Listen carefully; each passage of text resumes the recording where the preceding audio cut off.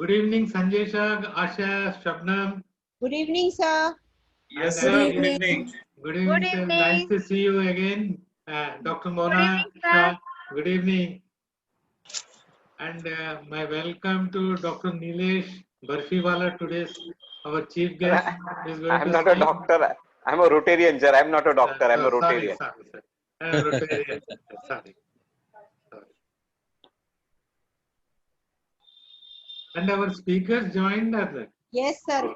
Gauri, moderator and Dr. Divan, both Dr. Sodhi and Dr. Divan have joined, and Dr. Avinash. Good evening, madam.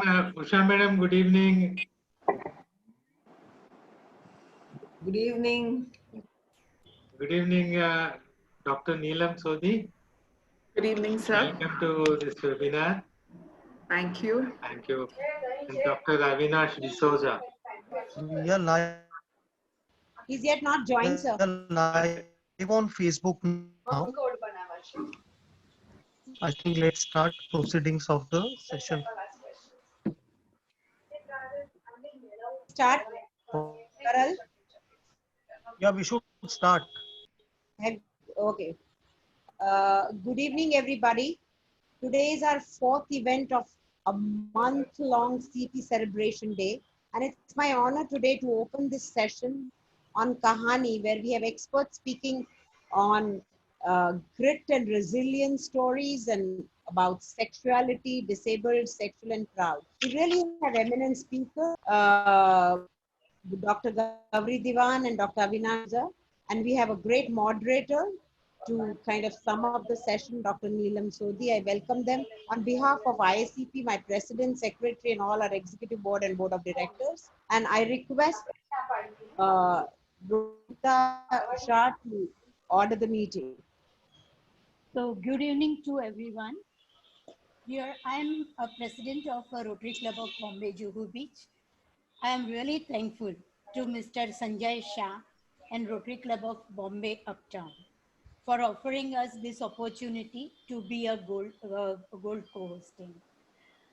This is our fourth event, and all the three were excellent. It has given us a right direction, which so many of us were not aware of so many things, and the direction was so good that at least we can guide also for so many other people around us. It is going to be helpful to the parents of the cerebral palsy also, and plus all the people around us. Today we have got many speakers, good renowned speakers around us, and so we should not waste the time. We should give more time to them, and so I would like to call the meeting to an order, and I am thankful to IACP also for giving us such a good direction. And I call the meeting to an order, and I request all of you all to rise for the national anthem. Thank you.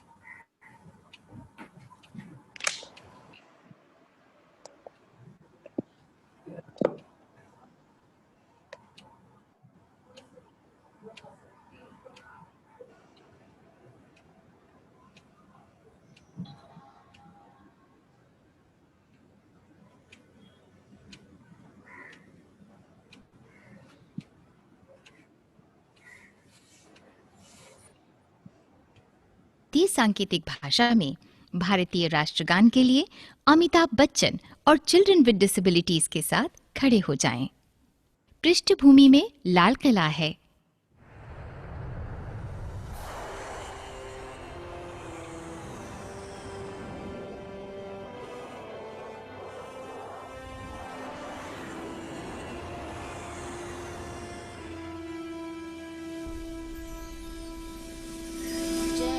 जन मन अधिनायक जय हे भारत भाग्य विधाता पंजाब सिंध गुजरात मराठा द्राविड़ उत्कल बंगा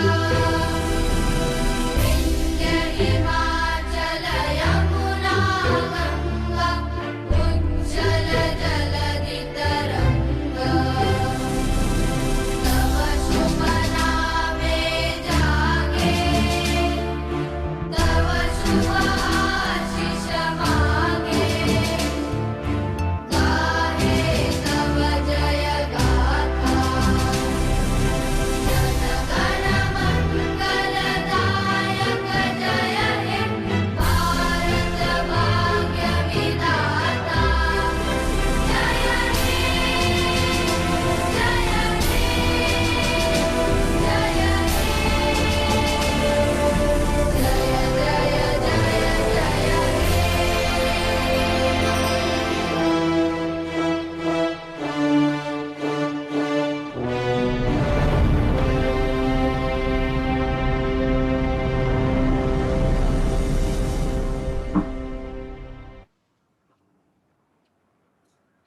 Now I request our president to say a few words.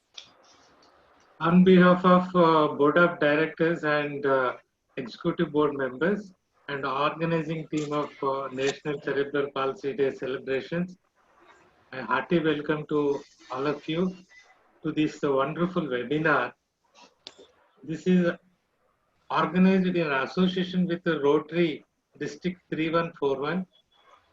Dr. Sanjay Shah and Mona Shah have taken an active lead in getting associated with our month-long National Cerebral Palsy Day celebrations. This is the fourth in series. All three series were reached many thousands of people. We were able to educate professionals, parents, and persons with a cerebral palsy. This is a brief introduction to Indian Academy of Cerebral Palsy.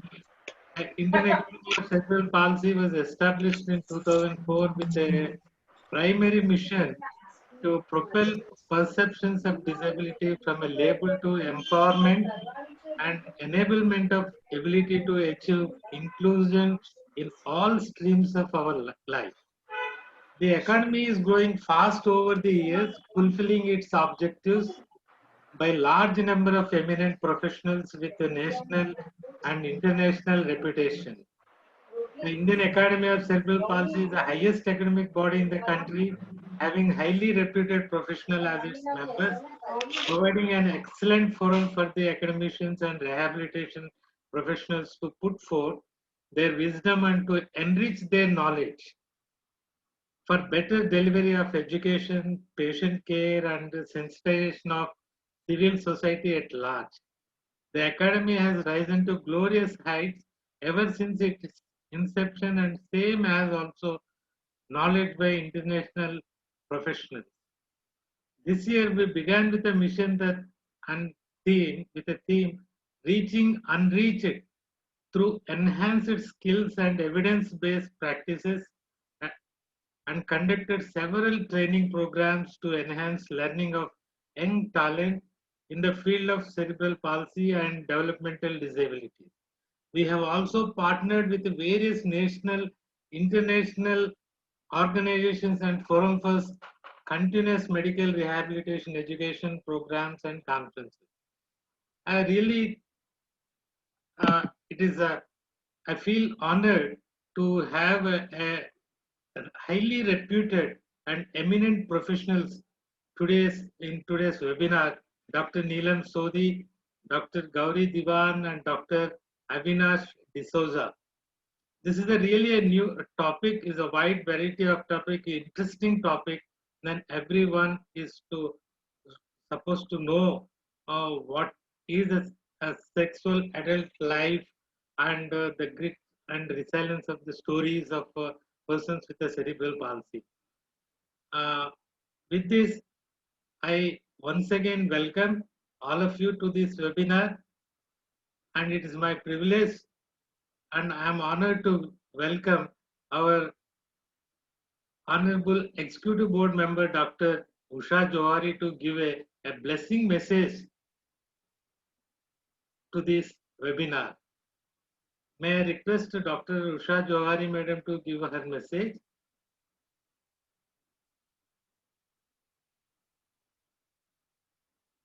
Usha Madam?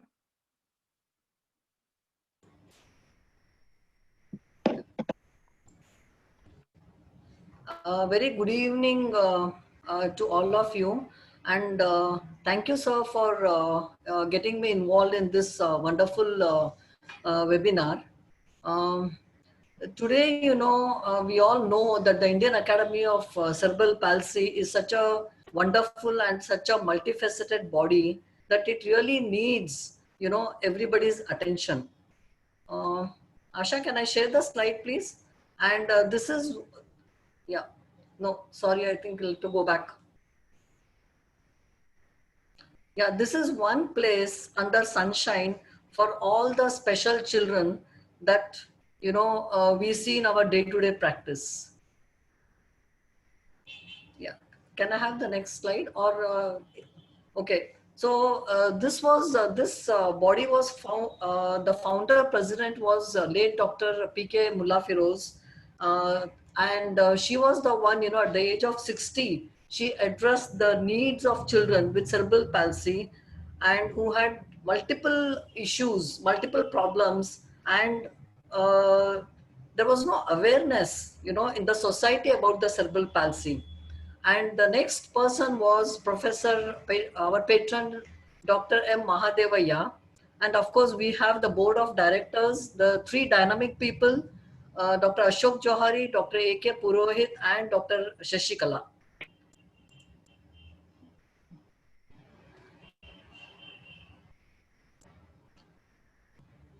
Yeah.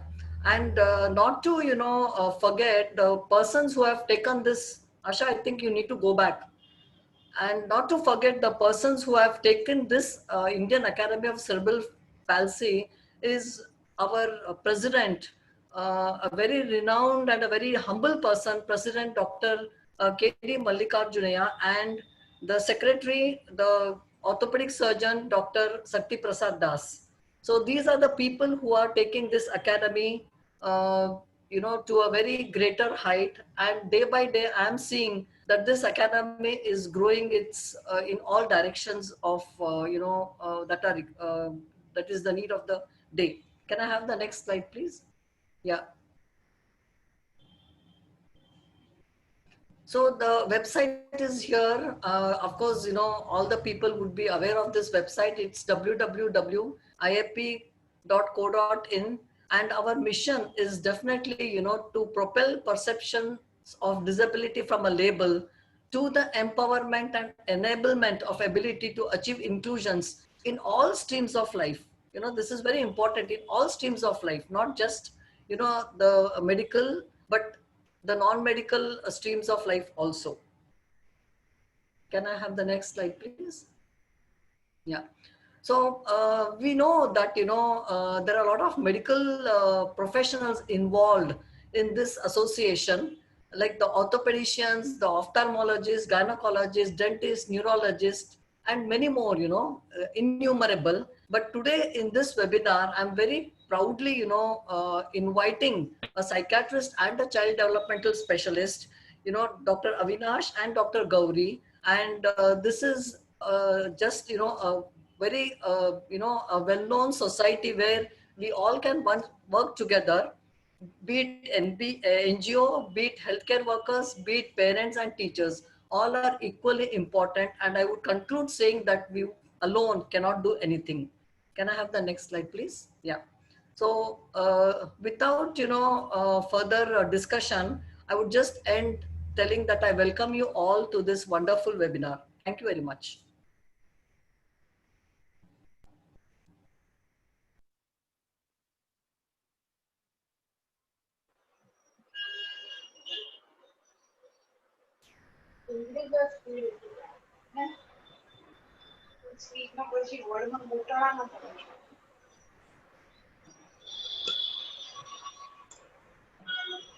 બધા time late છે ને 2 minute થઈ ગયું તો હોય ને we invite Nilesh Barfiwala to say a few, Rotarian Nilesh Barfiwala to say a few words.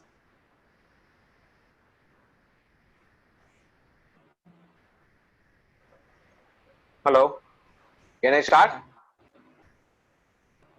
Yes, Nilesh. Yeah. A very good evening to all. Welcome President Mallikarjun sir, along with the greedy team of IACP, my fellow Rotarians and all the well-wishers who have joined this event. I am fortunate to talk on this particular event of the month-long celebration in the joint efforts of IACP and Rotary District 3141.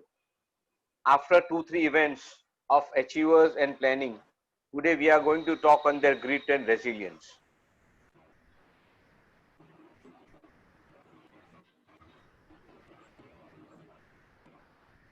Nilesh, you have gone on mute. Nilesh.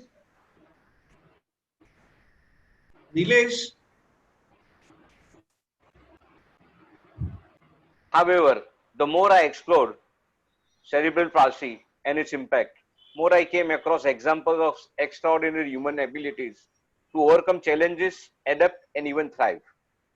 My research led to a striking conclusion. Disabilities like cerebral palsy can actually foster and promote grit and resilience. Psychologist Angela Lee Duckworth defines grit as the tendency to sustain interest in and make effort towards long-term goals. Resilience is our ability to bounce back after failure. Grit is the engine that moves us towards our goals, while resilience is the oil that keeps engine moving. Many of us would have never known the level of grit and resilience demonstrated by those diagnosed with cerebral palsy, who amongst other things are told that they may not be able to talk, walk or learn, only to defy the odds and achieve the equivalent of the medical marvel. In today's webinar, we will learn more about their grit and resilience. I also hope that these IACP webinars can also open dialogues and discussions for disability and perseverance. Once again, I would like to thank each and everyone, those who have given me the opportunity to open this evening. Thanks a lot. Thank you very much.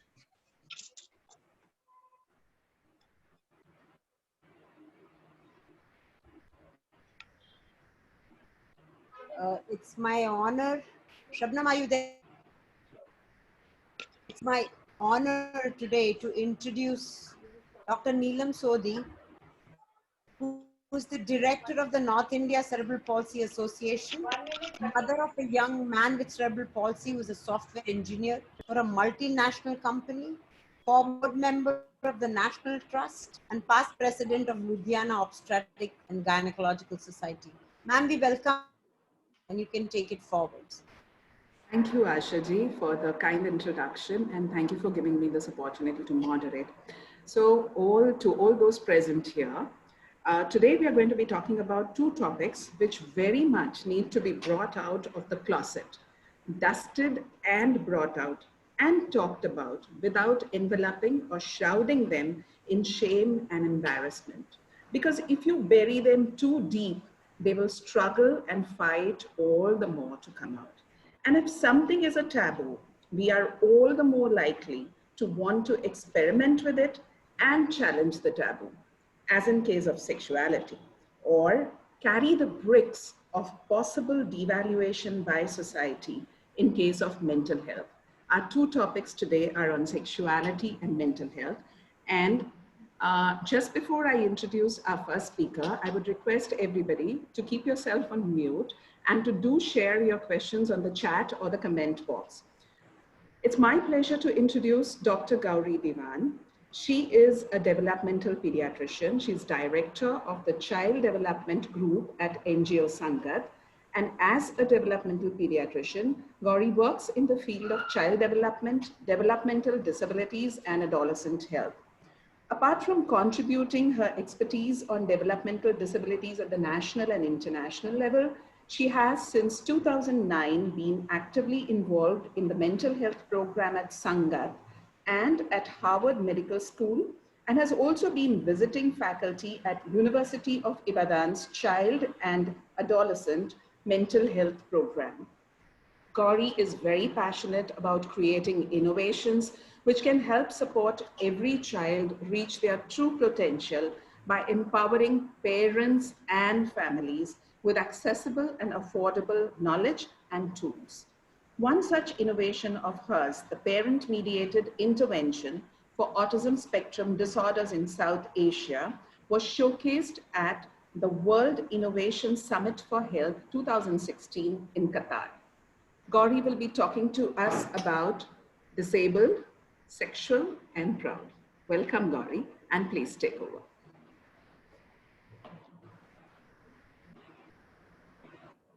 Thank you, Neelam and the IACP for this invitation.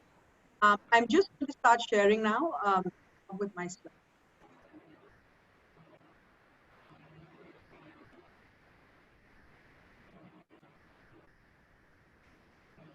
So I hope everybody can see my slide at this point.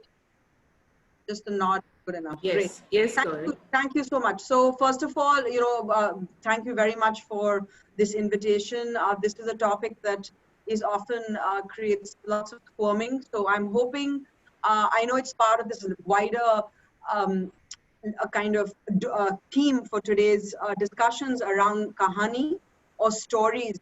And what I'm hoping to do is I'm not going to tell you too many stories, but I'm hoping that some of what I say might actually change people's stories. So I really want to talk about sexuality and really where this fits in the disability, within people with disability. I work, as Neelamji has described, in a not-for-profit called Sangha, which is working across multiple states in India, and we really do a lot of public health research. So that's really our focus. We're not a service delivery organization. Okay, so in this talk, the first thing I'm really going to do is I'm going to try and challenge all us. I want to challenge everybody on this Zoom in some ways. I'm going to try and define what sexuality is. I'm going to briefly talk about sexuality across the years, really with the idea that what is it that we as caregivers, parents really need to be doing. I know there are lots of specialists on the call. How do we support parents actually to be sexuality educators for their children and young people? I want to really at some point be talking about the myths that we have around people with disability and their sexuality, challenge them with the facts, really talk a little bit about some some direction on sexuality education, and then then use two people's voices to really, in very brief testimonials, tell their story. So first, we are really going into a poll. And what this poll is, I want you all to look at these words. So there are lots of words on the slide which are to do with sexuality. There's love, masturbation, consent. And what we've got is we've got a poll. So I really hope that you can actually push a word which you feel most appropriately you think about from this choice in the poll when you see these words. So we've got a bunch of words on the screen, and there are some options in the poll, and I've got one person who's kind of given me their opinion, but it would be great to have more. I think at least 40 people on the call, or just under. And I can see a few more votes. People are scared to put their fingers on sexuality. That's why. Sorry? People are scared, and this shows the attitude to the subject. No, I understand that. What I want is, I've given you a bouquet of words.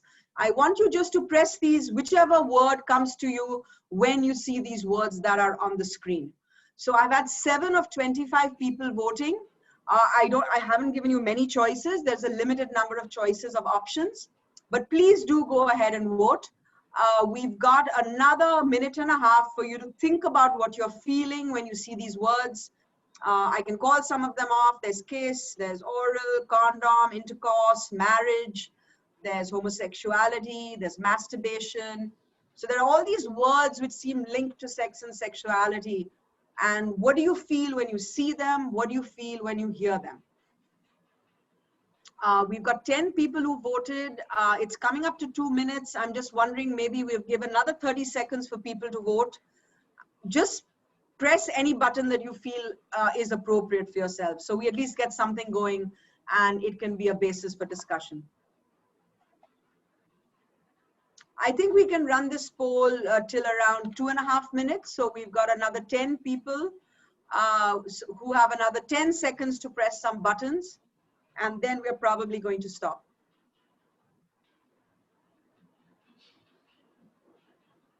Okay, so there seem to be lots of reluctance with voting, and that's fine. I think, Gauri, there is some problem with tapping on that thing. I had an issue with just being able to do it. So maybe So that's shall we also. give people a little more time? What are your thoughts? I mean, I think no. I think you can go because you need time to continue your talks. You So have a fair percentage. Yeah, lovely.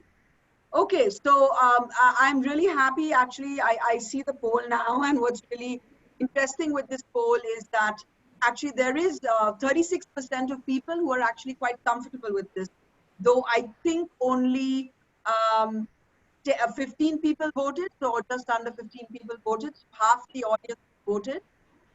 But I do see some other words, so thanks very much, and let's just move on to my next slide. What I did see is, okay, so I saw quite a lot of this. I saw some comfortable, but I saw also, for some reason, the poll has started again. So let me end it. Shame, scared, comfortable, confident. I think you need to end this. Yeah, I think somebody's relaunching the poll, so I just wanted to close now. Coming. Go ahead, Gauri, now. Okay, so basically these are common words and this is not an unusual reaction. I don't know who said it, but there was somebody from the audience who also said that we feel uncomfortable when we hear these words. And absolutely, I think this is really the reality when we use these words and this language. So what I'm really going to try and redefine what sexuality is and try and explain to today's audience why it's important and what it really is. So sexuality is, first of all, not about sex. There seems to be lots of confusion that the first thing we think about when we talk about sexuality, it's like, oh my God, it's about what two people do behind closed doors. But it actually is not. It's about what we are rather than what we do. And it relates to everything we say, we feel, or think as either female or male or as a transgender person. It includes a wide number of things. It includes how comfortable we are with our bodies, how we think, how we feel, how we react in our relationships, and it also includes our values and beliefs. So you may not realize this, but all of us are sexual beings. I also want to talk to, the next 2 slides are really about understanding sexuality as a lifelong process. So we learn about love, affection, and physical contact from the day we are born. It's how our parents hold us, they speak to us, through how they show affection to one another, and from living within a family. We also learn about our bodies as we grow. And we learn in these very early years, what we learn, the responses we get from people actually very much direct and dictate our sexual attitudes and our behaviors later in life. So I think, again, as parents, as educators, we have a responsibility to actually really explore our own complexities around this word, because I saw lots of shame, embarrassment, discomfort in the poll, because unless we challenge this, we're not going to be good sexuality educators. So just coming back to this, sexuality is something that happens to us all through our years. It's just ages and stages. And what I'm going to talk about today is going to be really 3 areas, ending up in adolescence and then really challenging what and how we behave with people with disability. So first of all children, whether they have a disability or not, usually between 0 and 4, really this is a time to develop trust. And what I mean by trust is babies cry. When they cry, they are picked up, they are nursed, they are cuddled. And all of this is part of what they learn about feeling and touching. So children really learn in those early years by responding to touch. And this responsive touching, particularly when babies are nursing, really help them develop the sense of attachment to their caregivers. And this again is very important in the way their comfort with their bodies, how mothers nurse them, etc. As they grow, they start developing an intense curiosity in their body parts. And so particularly in the first year, we say that children are very fixated by oral stimulation. So everything you give a young child, they put in their mouth. It's partly because that's how they're learning. Between around 1.5 to 3, they're very obsessed by actually excretion. So they're kind of very amused and entertained by pooping, by going to the toilet. They want to explore it. And often in this process, they also find their genital areas, either their vaginas or their penises. And almost incidentally and by random, young children may learn to masturbate. Now, what happens at this point is that it's a really important point, because as parents, what do we do when this happens? Again, between this age group, what is happening is it's a really wonderful opportunity, because children are very curious about my body. What is this part of my body? What is this part? What is this part of your body? So it's a fabulous time to really, without any shame and embarrass, start teaching children accurate language. Often young children have a passion for opposite gender parents. So I will marry you, I'm in love with you. Little boys will say to their mothers, little girls will say to their fathers. But the really interesting thing about this age is that, you know, this is something that's happening very much at random. So they're very quick at taking redirection. And this is what we need to do as parents. We need to redirect them into areas and places in a way that's not stigmatizing. And what do I mean by that? I'll just go into that in a little detail when I come to the slightly older children, whose now their imagination is growing. And I really want you to understand that whether you have cerebral palsy or whether you're typically developing, this is normal development. So there's nothing unusual about a child with CP. Children with cerebral palsy and intellectual disability, some of these emotions and thinking might come a little later, but it is going to happen. What happens at this time is that because in the early years, things have been told to them. So parents are often using words like dirty, shame, don't touch. When they are exploring themselves, they suddenly realize that, oh, this is something my parent doesn't approve of. So I need to be secretive. I also maybe need to be a little creative. I do it maybe when I'm in the bedroom. And they begin interest in their own bodies, but also in the bodies of other children of their age group. Again, a very normal, very natural. This is a time, 6, 7-year-old, they're really often thinking about where did I come from? How was I born? And these are really important questions to, as parents and educators, to be answering as honestly as possible. Young children at this age find jokes around pooping, peeing, absolutely hilarious. They think it's just a big laugh that, oh, what is happening in the bathroom is funny. But they also start developing a need for privacy. Another very important aspect of young children's growth. Then we have adolescence. We know this is variable. Young girls come to it slightly earlier. Boys come to it slightly later. But what we also have is a growth spurt and sexual development. So again, it's very important to prepare young girls and boys for what's going to happen to them next. That their body parts are going to change. Young girls are going to get breasts. Boys are going to start getting hair. Their penis is going to grow. These are really, really important things to start talking about. There's a change in body form. Again, if boys expect this, girls expect this, they're not going to be embarrassed by this. They definitely are now also begin to start thinking about crushes, about romantic love. And often they start getting normed around what they see around them. And they are often exploring. When we were growing up, we were trying to find magazines. In today's day and age, there's internet pornography. So we really need to educate young people with knowledge, give them the right facts so they don't go to places that we cannot control. Girls start to menstruate, as we know. Very important that we teach young girls how to be, how to keep their hygiene, how to stay safe, how to dress, how to undress. Boys will begin to have wet dreams, or what we call night emissions, also very important, so young men are not embarrassed. Their self-image is going to change at this time, but there is also a growing need for physical desires, for intimacy, and for sexual play. So this is really very, very important, These are important things. Young people need a sense of privacy, but they also need to be armed by knowledge. And more important, as adults, we really need to start respecting this in them. So let me come to sexuality education. It's really a lifelong process. It includes all of human development, relationships, values, communication skills. We often see actresses on stage, and we think, oh my God, they are so confident with their bodies. That is part of their sexuality. To be able to wear certain kinds of clothes, to be confident in the way you walk, the way you enter a room. This is all part of you as a sexual being. It also allows young people to not only have the knowledge and the skills to make informed and responsible decisions. And this is really what I want to come to next, is that how do we as parents and educators become the trusted adult? What should we do?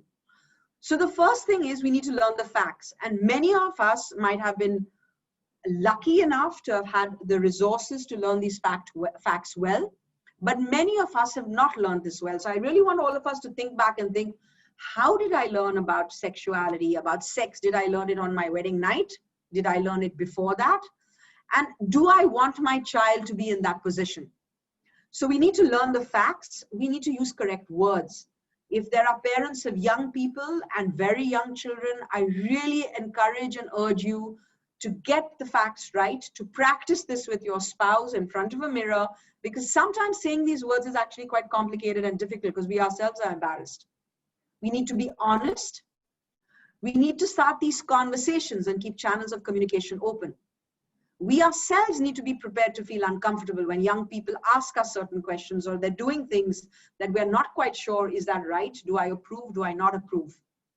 It's always great to have a sense of humor, particularly with young children when you're bathing them, and young children will often get, but particularly boys, will suddenly might have an erection. It's good to laugh it off and say, oh, I can see that you've got a little erection, your penis has become quite big and hard, but let's just have let's just continue with the bath.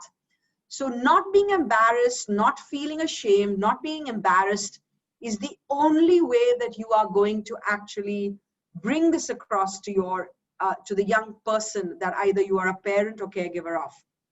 Encourage the child to ask you. Particularly, don't brush off young people, because the more honest you are with the answers, they are going to come back to you with questions, and this is going to be a safe space you're creating. What this does is that when you keep these channels of communication open, it also allows you to actually allow young people to be influenced by your values. So you may have certain values. Remember, young people, particularly adolescents, whether they have a disability or not, are very influenced by their peers. They're really understanding and learning from people they meet in school, they meet in social events who are their age. And it's really a good time to start talking about what is important for you as a family. You teach them. So what are the things we need to teach? We need to teach body parts. We need to teach young people how to keep safe. The only way to teach young people how to keep safe is to teach them the correct words for their body parts, because then they can come and tell you when somebody is not doing something right. The other thing is we're often quite embarrassed by masturbation. And really what we need to teach young people, particularly with disability, is what is private and what is public. And what are the things that they can do in the bathroom, in the bedroom, under a quilt, which they cannot do in the open. So again, really very important. And if you go on the web, there are many ways that you can teach people of varying abilities how to understand the concept of private versus public. Remember, don't think you know everything. Don't always wait for your child to ask. Don't think it's harmful to tell them too much. And I'm going to come to that in one of the myths. Don't make fun of a child's ideas. Don't overload a child with information. So remember, you need to give in developmentally appropriate bite-sized pieces of information and allow your child to come back. Don't say that anything sexual is dirty or shameful, because that is what we then carry into adulthood. If you are getting questions you don't know the answers of, be honest. Also, don't have over-sexualized conversations or behavior. So that's also something we need to be careful about. We need to make sure that young people are not exposed to over-sexualized conversations or behaviors. I want to move now to the facts and myths.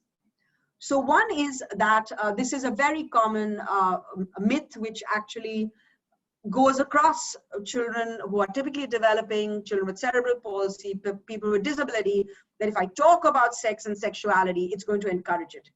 Actually, that's totally found to be untrue. The more information you give young people, particularly when it is attached to values and how they should responsible behaviors, they are just much better at making decisions. They have an ability to say no to protect themselves, and they are able to share risks with trusted adults. The next is that people with disabilities are not sexual. All people are sexual. Whether you have a disability, whether you don't have a disability, we are all sexual beings. But just because a person is dependent on their physical needs doesn't mean that they are incapable of independent thoughts and feelings. All people need affection, love, intimacy, acceptance, and companionship. So really, there are some specifics around children with disabilities. They are that they may have a slower rate, both in their ability to understand what is happening to their bodies, but we can give it to them in ways that they can understand in a developmentally appropriate manner. They may need sexual education for building skills. Remember that often children, particularly with intellectual disability, don't learn as fast. So they don't pick up things from their peer, they don't have incidental learning. So we may need to make more of an effort to give them appropriate language and how to behave in public. Remember that people who are wheelchair bound need extra reassurance that they can have a sexually satisfying life and practical guidance on how to do this. People with disabilities are childlike and are always going to be dependent. Again, this is really untrue, and the last two examples I'm going to give you at the end will show you why this is completely untrue. What happens in the context of people with disability is that we as a society are so uncomfortable that we want to keep them as children. And we want to make them eternal children so that we don't have to be dealing with our own embarrassment and our own shame. This is actually really against the rights of people with disability. It refuses to acknowledge them as people and denies in some senses their full humanity. So really, please keep in mind that irrespective of cognitive abilities, all persons grow into adulthood, which means that there's a physical maturation of their body, along with a range of sexual and social needs and feelings. The other is that people with disabilities cannot control their sexuality. Again, totally wrong. Young people, if they are taught well, will be able to understand this information, will be able to have responsible behaviors, will be able to understand what is public and private and what are behaviors I can do outside and what behaviors I should really be keeping within the walls of my home or in the bathroom. So really do make sure, I just have one caution, that if you do see a young person with lots of inappropriate sexual behavior, it should sometimes occasionally also be a red flag for the fact that they may actually not have any sexuality education, or it may be a red flag that they are being used or abused by other people. So actually, please be also alert that excessive over-sexualized behaviors sometimes can also be a red flag if a person, and the first thing to do is really to start these conversations. I'm coming really to two stories, and actually there would have potentially been three stories, but I had a wonderful conversation with a young man. And one of the things he said, I said, you know, I want some testimonials. I've got two from women who are really powerful and strong with cerebral palsy. I want something from a man. And actually what he said was really interesting. And he said, look, I am not comfortable.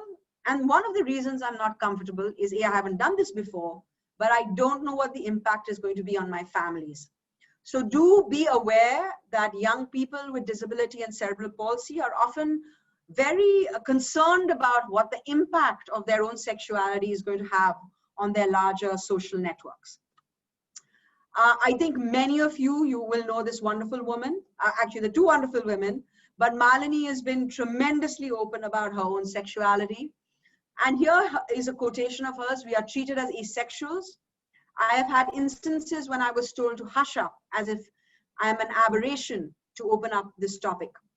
We want society to be aware that we do have our yearnings, and only then can you understand how these yearnings can be fulfilled. So this is Malini. I think many of you will know her. And then there is this wonderful, another really strong and powerful woman with cerebral palsy, Jija Ghosh. And the reason she's really amazingly famous now is because she's the first person in this country with cerebral palsy who was a first woman to adopt a child in 2017.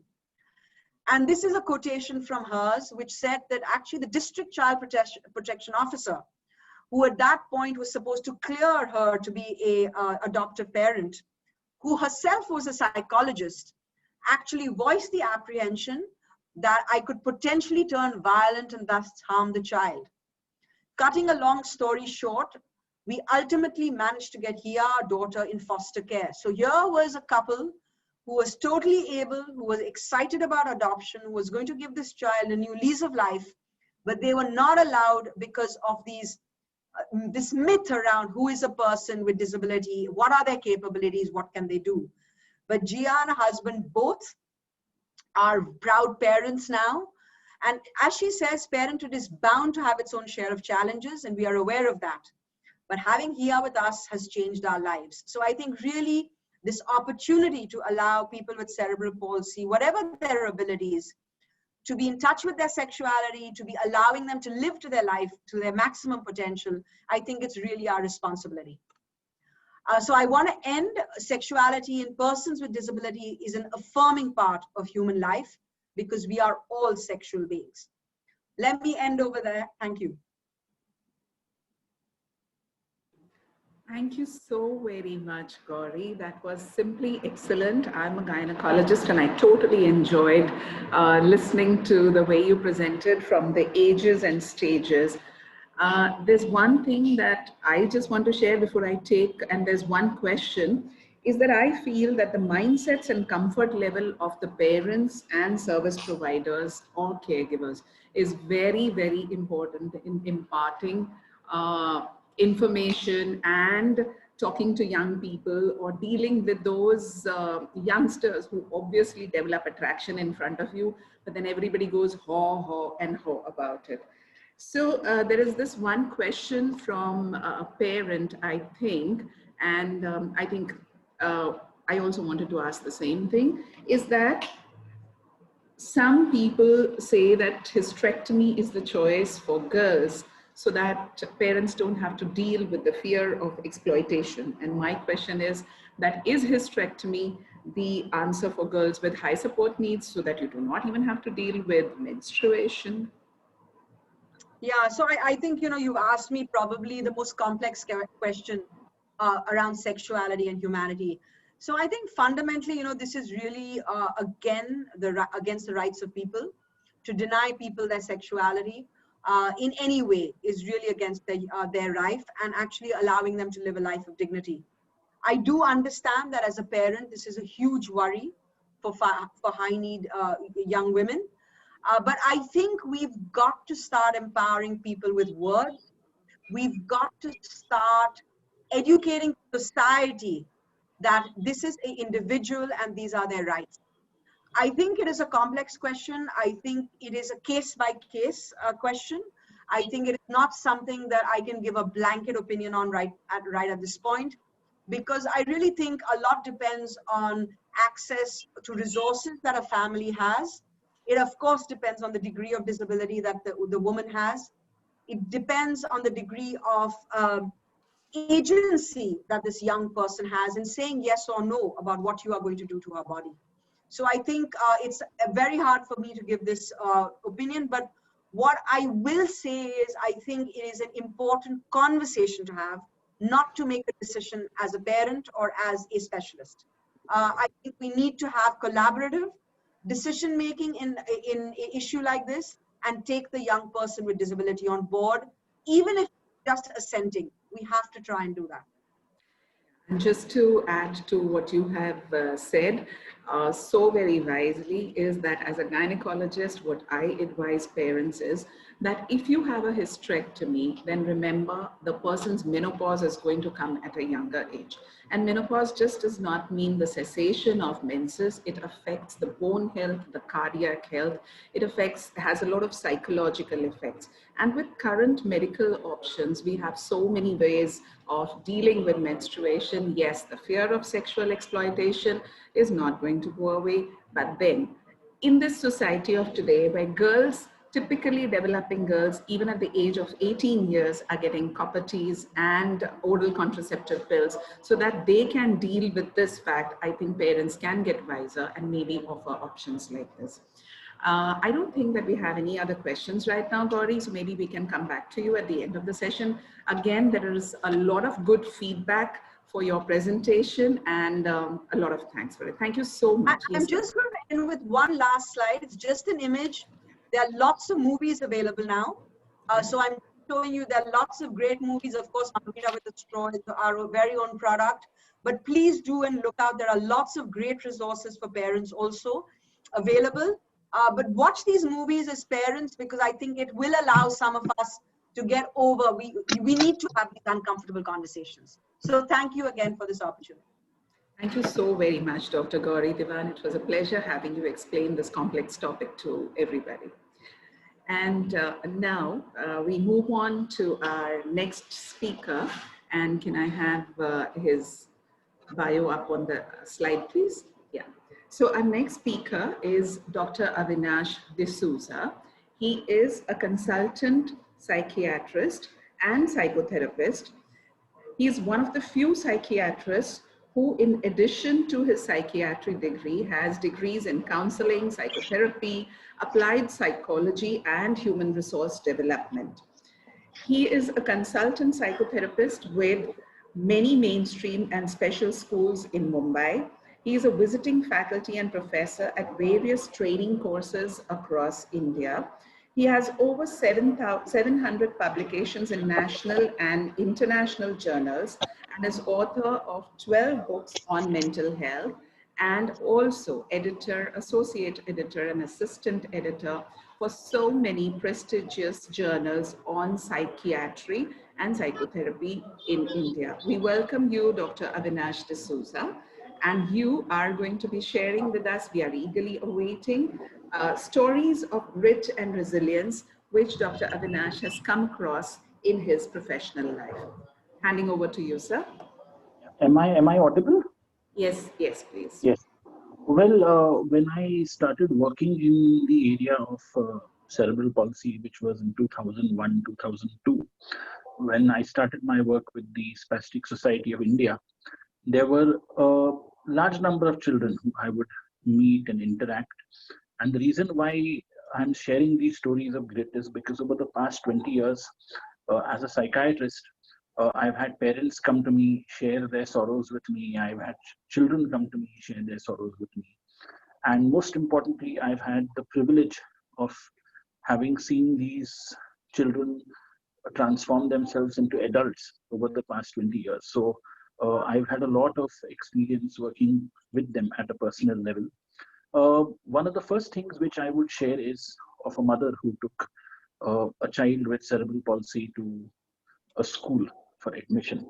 And one of the reasons in today, most schools, are disability friendly and have ramps and have multiple facilities for people with disabilities. But at that time, not all schools had a ramp. So one of the reasons why the child was refused admission was that we don't have the facility for a wheelchair to enter the classroom. We don't have a facility for the wheelchair to go up the stairs. And so this child was a little disappointed. The mother soon found that there were 4 other children in the child's building who went to the same school. And she went and spoke to these people's parents and said that we would want that our child goes to the school, but because it's not probably disability friendly wasn't the term we would use in that era, we would say they don't have the facilities for a child with disability. So it's a little difficult for us to give the child admission. The child was in the 6th standard. There were 5 children from the 6th standard who I spoke to. And I said, we have a child who is as intelligent as you are, but is on a wheelchair. Your school doesn't have a ramp, doesn't have a lift. So sadly, she cannot come to your school. What do you think can be done about it? And these 6 standard children, without thinking, told me, sir, 6 of us will lift her up and down every day to the classroom, and why can't she come? We will all look after her in turns. So Monday, 6 people, Tuesday, 6 people, Wednesday, 6 people. We are 60 in a class. We can definitely do it. So I told the teacher and the principal, if your students are ready, I all ready. So the teachers were, at that time, the principal was, what if she falls? What if something happens? And then we realized that no, it doesn't really matter. For 1 year, these children lifted the wheelchair, 4 or 6 children at a time, carried her to the 2nd floor, made her attend classes. In the 7th standard, the school relented and the 7th standard was shifted to the ground floor so that this child could, attend. So that is my first story of grit and resilience. I'm not going to share anything medical. These are all personal anecdotes which I'm going to share. The second is, I had a parent that came to me once and told me, why is it that a child with cerebral palsy is born to my family? I'm a doctor. My father is an engineer, and the father was an engineer, the mother was a doctor. And she said, in our family for so many generations, there's nobody been with disabilities that has been born. So why is it that my family has a child with cerebral palsy? I told her, I'm going to take you someplace to make you feel what life is about. And you come see those children and then tell me how you feel. She was a doctor known to me. I put both of them in a car and I took them to Helen Keller Institute for Deaf Blind Children. And I told them, there are children here who can't see, who can't hear, and they're still living their lives. You have a child that sits on a wheelchair, I agree, has a problem walking, but can walk with assistive devices, smiles, laughs, enjoys life, is as intelligent as you and me because the IQ is normal, luckily for you. She can see the world, she can see colors, she can hear music. She can do everything that everyone else can do, except probably run around. So why blame yourself? What if you had a child who couldn't see? Or you had a child who was deafblind? What would you have done? The doctor realized, that she was cribbing and there would be people in this world who were worse off. I said, luckily she has paraplegic CP, spastic paraplegia kind of CP. She isn't having quadriplegic CP. What would you have done if she were bedridden? And then very often I'd say, I'll show you some children with quadriplegic CP who don't have a lifespan as long as your daughter would probably have. Well, today that girl is 33 years old, still alive, doing well. Mother is looking after her. And that girl is quite independent herself on her wheelchair. She has a remote control wheelchair which she manages on her own. So that's my second story of grit. My third story of grit is a child with cerebral palsy was in a school which was very accommodating. And there were these children playing basketball. So this child used to sit on the wheelchair and every day look at them. The teachers would always tell her, please don't be there. What if the ball hits you? What if you get hurt? What? And she told one of those boys that I want to play basketball, because she would see boys and girls play. These children accommodated her by moving her around on a wheelchair, lowering the ring of the basket so that she could score. And they even made sure that she hit the inaugural shot in the inter-school basketball tournament. So, this is the way very often we as adults have our hang-ups about disability. We as adults have our worries, but children are very, very accommodating. That's my third story of grit. What does cerebral palsy mean to me? This is my fourth story of grit. Cerebral palsy means to me is you have a lesion which has affected the brain once. I always tell my teachers, you have some forms of cerebral palsy that may be progressive, very rare forms. But with cerebral palsy, one advantage is it's a one-hit phenomenon. The child is born with certain problems. You can work using physiotherapy, surgery, occupational therapy, multiple methods, and plan what is needed for the child through the lifetime. For me, cerebral palsy is somebody who has the ability, probably some locomotor issues, but has the brain to think just like you and me in most cases. I've had the most amazing conversations with adolescents with cerebral palsy, and I know that they have the ability to do as well as probably anyone else. We've had PhD, we've had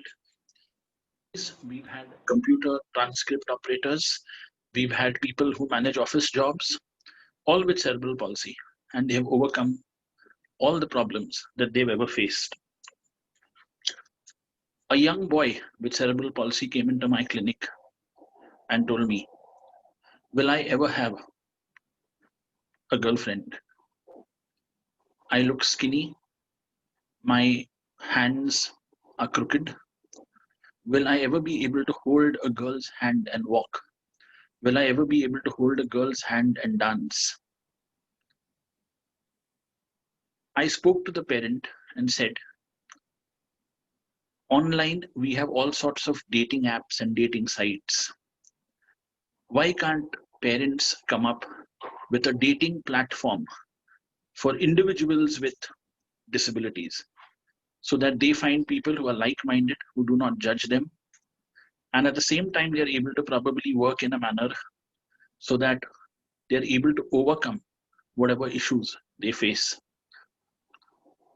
They searched online, couldn't find an app, couldn't find anything. 3 years back, I think they devised an app specially meant for people with disabilities to date each other. The app was pulled down due to financial reasons. But I know at least 10 couples that met only through that app, and 2 of whom are happily married with children without disabilities today. So that is my 4th story of grit. My last story of grit is a request to people from the media. There are a number of movies that portray disabilities. There are a number of movies that talk about it. Please portray cerebral palsy in the right light. Please portray cerebral palsy in a manner that people get more aware about it. Please portray cerebral palsy in a manner that people understand these are not people with disabilities, but people with unique abilities. And let us accept diversity in our life. Just as we accept culture, race, religion, people that belong to the LGBTQ plus community, transgenders. Let us accept open-heartedly people with disabilities and understand that these people are just like us. One thing which cerebral palsy has taught me is there's only one thing that no one can change when you have a disability. That is your attitude towards that disability. If your attitude is positive, you can overcome anything. And I just want to tell everyone, let's be kind, let's be helpful. Everyone, you, me, each of us is fighting a hard battle.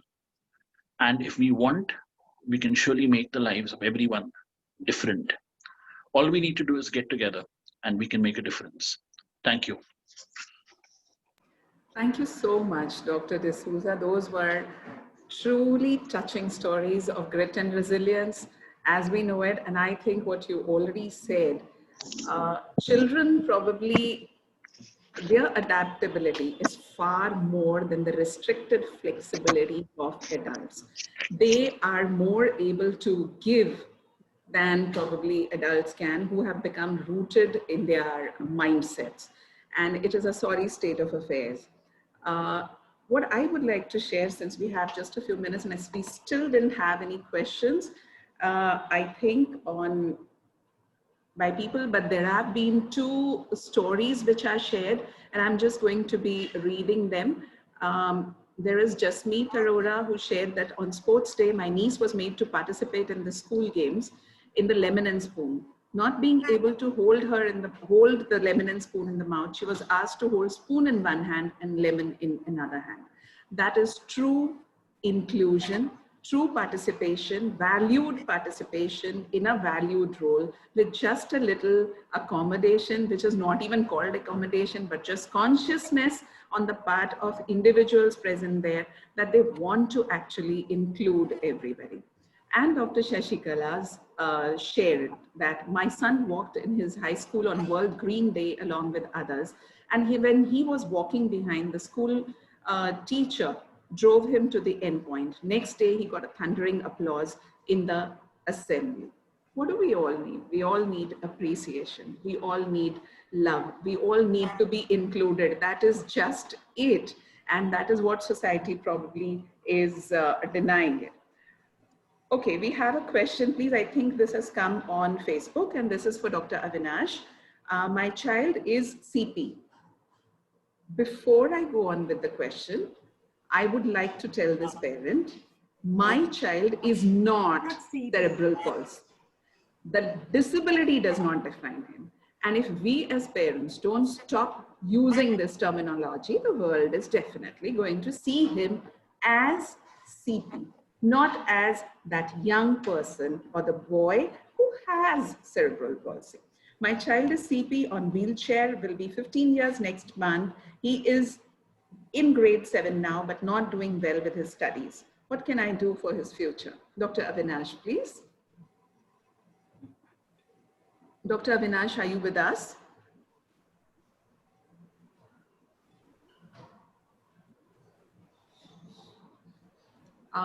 Dr. Gauri Divan, would you like to answer that? Sure. Sorry, Neelamji, can you just repeat the question, please? Because I thought Yeah. Dr. Avinash was going to take it. Yeah. Yeah, and Gauri, stop calling me Neelamji. My child has cerebral palsy. He is on a wheelchair, will be 15 years next month. He is in grade 7 now, but not doing well with studies. What can I do for his future? I think, I think in India, we are very obsessed with people getting degrees.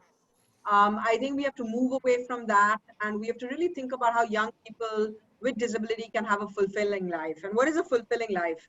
I think for most of us, a fulfilling life is having somewhere to go to work, to have companionship, to have love, and to have family.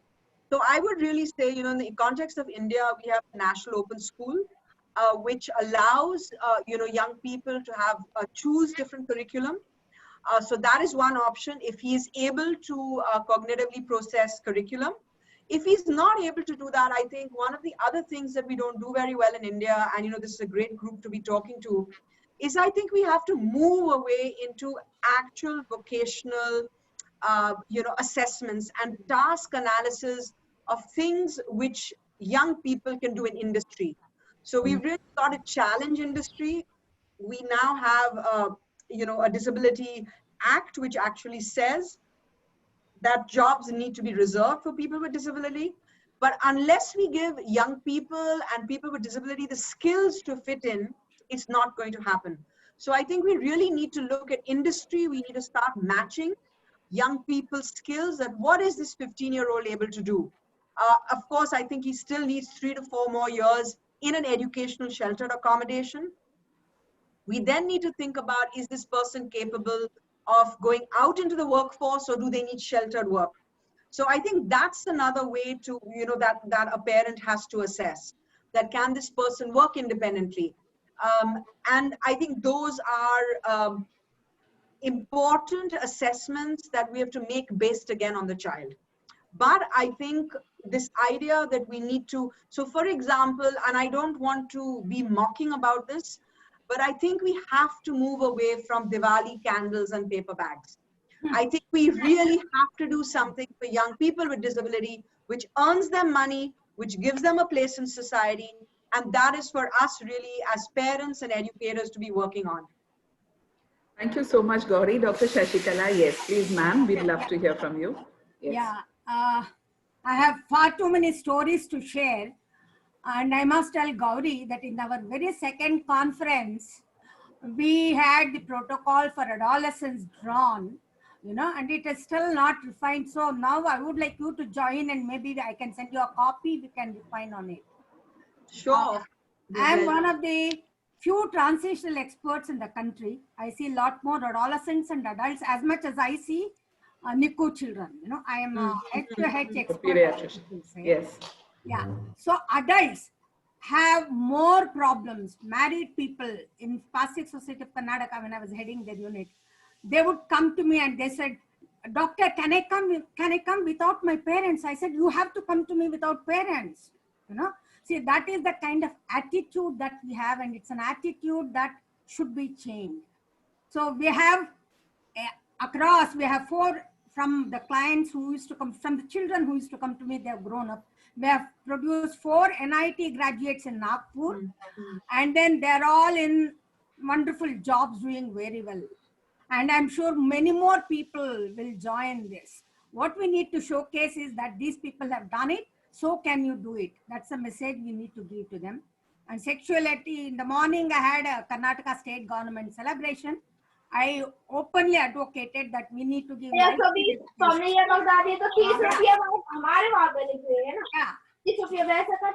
Sorry, please can somebody mute the speaker? Sorry, ma'am. No problem.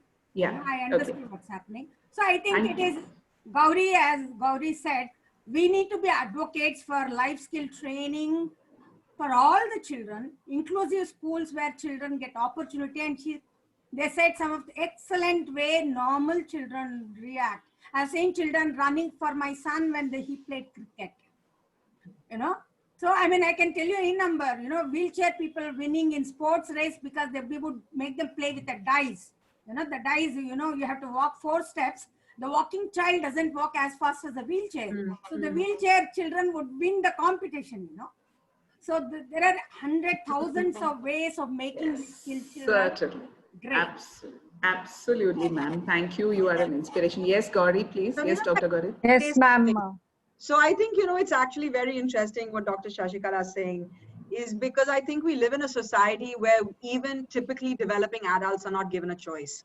Yeah. So what I would like is for the disability field and, you know, a group like IACP to be actually leading this, to say that we can do this for people with disability, we can give them agency, we can give them power of their sexuality. Let's show everybody who is typically developing kids how far ahead we are of them. You know, and I think that is something that, you know, you should embrace, because I totally agree. We don't even allow typically developing people to choose who they want to marry, to choose who they want to date. So where are we going to do this with people with disability? But I think we can be the leaders. So great. Gauri, Yeah, there's another definitely. question. I'll just. I'm sorry. Yeah. There is another question, Gauri. Is it really a good idea to counsel anyone by comparing them with those who are in a more unfortunate state? Does this type of counseling really help? That you are at this, you are not considering it a blessing. See, there are so many others who are in a more unfortunate state. Probably. Okay, I think this question should have gone to Dr. Avinash. Yes, but he is. Nobody is unfortunate. Yeah. So I actually say that personally, that's not something I would do ever. I think, you know, we have to have a strengths-based approach to every individual. Every individual is unique. We have to recognize their uniqueness and we have to build on it. I think, you know, comparisons are kind of, you know, really not the way to go. Somebody would say I have too much white hair and I might be a little affronted by that. But, you know, I think all comparisons don't sit well. So I really think, how do we look at individuals? What are their strengths? And I think particularly when we look at people with disability, we need to look at their family strength. So because, you know, people with disability do have a level of dependence. And so we don't look at them, you know, we need to look at them as a kind of unit and really look at the strengths within that unit, which then shore up the person's agency and abilities. Thank you very much, Dr. Gauri Divan. And yes. I'll just like to come in to say that, I mean, we always shy away from the challenges of adults with multiple disabilities, especially cerebral palsy. So as a collect, because it is a big challenge, there are many of us who would be involved in this sector. And yes, it's the time now, since we're all moving towards the UNCRPD, we are talking about those things, inclusion. Each and every person associated, a professional, a family member, the person directly, all of us will have to put in a lot of collective effort to make about change. And definitely, Dr. Neelam, what the registry would be the first step, which is something of your dream, my dream, and should be the collective dream of all people with cerebral palsy, that at least you have a count of the number of people with cerebral palsy in the country, so that they can then challenge the system, because it's only the system that can bring about real change and long-term change in their lives. So I definitely think that this is a platform where we can all work hard and bring about change. Shabnam, Yes, I must tell you that national database is beginning as a... Yes, so it would be so heartening to know that, ma'am. Yeah, it was an aftermath of the GPEC meeting we had in January at Bangalore. So we are all working. Those of you who are interested can always log on to Dr. Meenakshi. She'll tell you how to join this group. All NGOs, all professionals are welcome to join the national database. It is being sponsored by the SV Neater. You know, Shaktidas sir is here. Mallikarjun sir will say a lot about this. Yeah. Thank you, ma'am. Thank you for that information, and something which we can all use. I am not seeing any questions, so I'm just going to bring this session to a close. But before that, I would, yeah. Does Dr. anyone else Divan, want to speak? Yes, please. can I take 1 minute as a Rotarian, since we are on the topic? Certainly, Mr. Sanjay, yeah. Certainly. With your kind permission, because there was a question of employability of a person with disability. So our Bombay District 3141 has 3 avenues. One of them is focusing on getting employment opportunities for disabled people. So anyone would like to join can connect with us. There is a team who works with the corporates and including training of the disabled people to look for a job or opportunity. So we are very much into that. And second aspect is making accessibility for disabled people. The commuting, the buses, the railways, and the common premises, which can be used by these people where you have easy accessibility. So I request that we can work together, and wherever you have people who are looking for employment can get in touch with the Rotarian, and we'll try to connect them to the corporates. So there is a question for you. What type of employment available for uneducated persons with disabilities? It cannot be a standard answer. It depends on the requirement of the employer and the employee. So we have to connect and put the data. What is that? I would suggest, Rotarian Sanjay Shah, that if you could share your email ID or some contact detail in the chat box, which can be shared with the speakers here. Would anybody else like to contribute? Excuse me, it is especially if it is with the unemployed, it all depends on the ecological based employment. It all depends on his environment, where he is living. If he is a rural based, he can be employed in any of the agricultural farm sectors, or if he is willing to take up their business of the family business, there are many opportunities are there. Especially when you talk about the employment, way back the 40 years back, that NASU is working under shelter workshop. Those who are unemployed, they are the people who provide the sheltered employment. Now we are talking about skill development. This employment development, and especially Spastic Society of India, 30 years back they have developed a National Job Development Center to train the persons with a cerebral palsy to provide the employment in skill development. Now it has changed into many directions. And what Dr. Gauri Divan mentioned, that the RPWD Act, the beauty of the RPWD Act, it is nothing without the consent of a person with a cerebral palsy or a person with a disability. I am not the person to decide. whether to go for surgery or no surgery, take employment or no employment, to go to an inclusive school or a special school. That is the best section of the RPWD Act. You're right, sir. And I think as parents or as caregivers and service providers, the sooner we all across India get it into our heads that we are not the only ones to decide their course of action, their participation, giving them autonomy right from the start, teaching them how to make choices is something so very important for that person. Again, the question will arise, is that given to typically developing persons, and we are asking for persons with disabilities? Yes, Yeah. I would say, just sharing this here, that when my son was in class 10 and he wanted to become a computer engineer, and we followed his heart's desire, gave him the support as parents, there were many people who asked us कि हमारे बच्चों को तो पता नहीं है क्या करना है, आपके बेटे को कैसे पता है कि उसे क्या करना है? Well, that is the power of giving those choices to your children right from the start, being parents who are empowered with the belief that you believe that the child is capable and that the child will find his way. And then there is God above who is going to help you get in there. But first of all, believe in that person who is your child. Thank you very much, Mr. Marikarjan, for your inputs. Any questions or any comments from anyone? Neelam? Yes, Dr. Shashikala. In Bangalore, there is Enable India, again Yes. another organization with displacement. And Yes. there's also APD for Yes. the problem that one of them raised.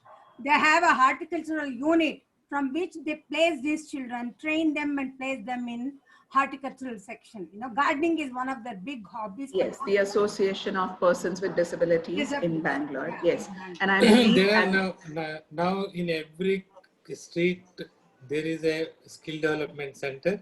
It is their responsibility to train and place. Under Deen Dayal Upadhyaya skill development, Hello, hey, Gayatri. persons with a skill development.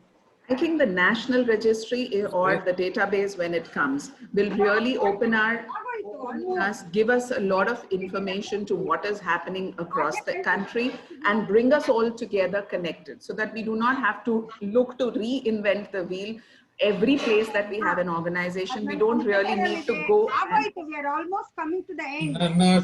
So Dr. Meenakshi Girish, if she is on the board, she can explain on that. Almost she has completed the process. May I request Dr. Meenakshi Girish on speak on database, national database project. Is she here with us? The IACP is taking up a national database project, and it is in a final stage in association with SV Nirtar. We may be submitting this pilot project to the government of India. Meenakshi is a key person who is drafted the entire project in consultation with many of the professionals working in this field all over the country, involving even a BITS Pilani and other clinicians, therapists, epidemiologists, from all sections of disciplines we have involved in this project. It's almost in the final stage, and we're going to submit it. Once this gets approval, then we want to invite all of you to join the at the time of execution, I think. Thank you so much, sir. And I'm sure we are all looking forward to that day when we can all get integrated into a common database and get our resources. There is a question, do we understand that an interdisciplinary care team is incomplete without a psychologist, psychotherapist, and psychiatrist? I don't think that we will be able to answer this without the context in which it has been asked, because it is individual requirement and for an individual and a family. So I am not sure whether we can really answer it like this, but yes, one thing I would like to say to everyone, to all parents out there, The parent is the best therapist. So that interdisciplinary team, first of all, looks at the parent who's the therapist. And when you start looking at yourself in the role of a therapist, that is the time when you are going to do the maximum benefit for your child.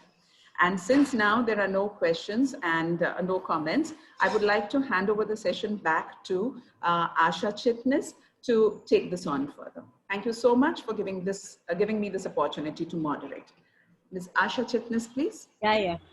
On behalf of IACP and our Secretary Saktidas sir, unfortunately does not have a net connection at this point of time. So I take this opportunity on behalf of our Board of Directors, our President, Secretary, and all my executive body members. I take this opportunity to thank our speakers today, Dr. Gauri, Dr. Avinash, Dr. Neelam, and my coordinator Shabnam, Jasmeet, Taral, for being my systems and our webinar team, and the Rotary 3141 for always helping us. Thank you so much, everybody. Thank you. Thank you so much for having us at this session. Thank you very much. Thank you.